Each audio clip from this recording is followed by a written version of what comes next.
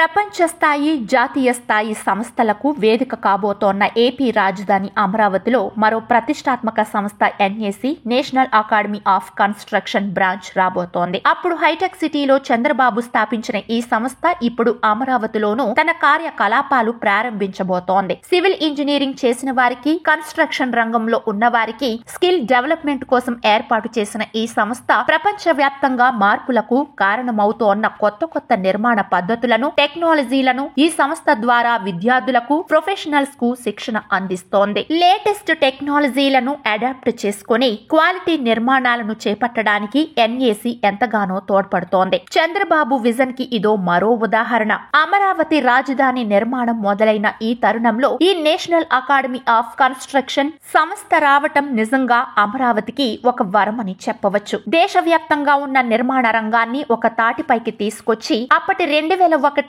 ఆ సమయంలో ఉమ్మడి ఆంధ్రప్రదేశ్ నిర్మాణ రంగాన్ని, ముఖ్యంగా హైటెక్ సిటీని అంతర్జాతీయ స్థాయికి చేర్చడానికి అప్పటి ముఖ్యమంత్రి నారా చంద్రబాబు ఏర్పాటు చేసిన ఈ సంస్థ ఇప్పుడు అమరావతికి రావటం ద్వారా ఇక్కడ నిర్మాణ రంగం అదే స్థాయిలో ఊపందుకోవడానికి సువర్ణావకాశమని చెప్పవచ్చు. నిర్మాణ రంగంలో వస్తున్నటువంటి మార్పులు, చేర్పులు, అభివృద్ధి, టెక్నాలజీ, స్కిల్ డెవలప్మెంట్ వంటివన్నీ కలిసి ఒక శిక్షణ పద్ధతిగా మార్చి ఎన్ఏసీ స్థాపించారు. ఇది జాతీయ స్థాయి సంస్థగా గుర్తింపు పొందింది. ఇక్కడ స్కిల్ డెవలప్మెంట్ తో పాటు ప్రపంచ నిర్మాణ రంగంలో వస్తున్న సాంకేతికతపై అధ్యయనాలు చేస్తుంది. ఈ సంస్థ హైదరాబాద్ తర్వాత మరో బ్రాంచ్ ను పెట్టాలనుకోవటం, అది అమరావతికి రావటం ఎంతో శుభ పరిణామం. దేశవ్యాప్తంగా ఉన్న విద్యార్థులు, ప్రొఫెషనల్స్ స్కిల్ డెవలప్మెంట్ కోసం అమరావతికి వచ్చి ఎన్ఏసీలో శిక్షణ తీసుకోవడం ద్వారా ఏపీ డెవలప్మెంట్ కు ఇదో సోపానం కాగలదు. లేటెస్ట్ టెక్నాలజీకి, క్వాలిటీ కన్స్ట్రక్షన్ కి,